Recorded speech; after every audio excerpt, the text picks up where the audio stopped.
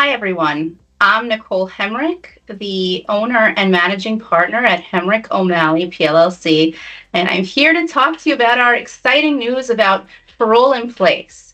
We have been getting so many calls about this, and I know you are all eager to learn about it. So, first of all, it is really important to know that the president announced parole in place for spouses without this first going to the Federal Register and without the form requirements and submission requirements in place for the process. So right now, while you can start getting ready and you could start seeking advice, we don't have all the details to actually move forward with these cases. So it's more about getting ready and getting informed. And be sure to only work with a licensed attorney, because unfortunately there are some unscrupulous individuals out there who will latch on to this to start taking money from people, and they're not allowed to be helping you, and there is no way to help yet on this process.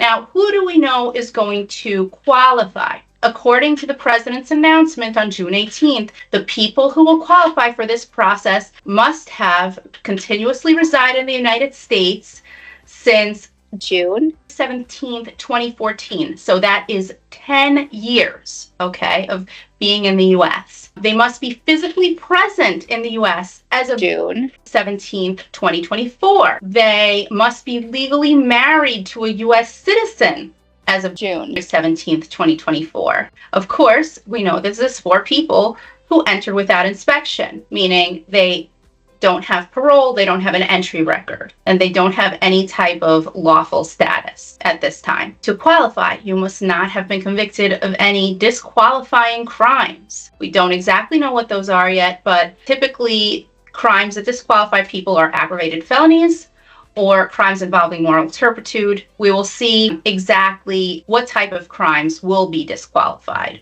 Another reason to wait until all of the rules come out and to work with a licensed attorney. You must prove that you do not pose any threat to the security or welfare of the United States. And finally, you must merit a favorable exercise of discretion, meaning there are no reasons why the U.S. government would not want to give you status. So, what can you do to start to prepare?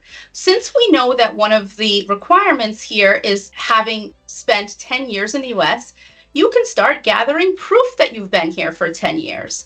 So, things like leases, bills, medical records, employment records, if you have any.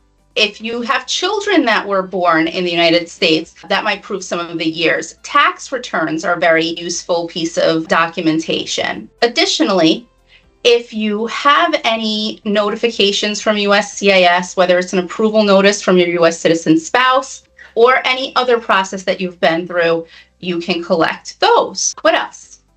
Marriage certificate.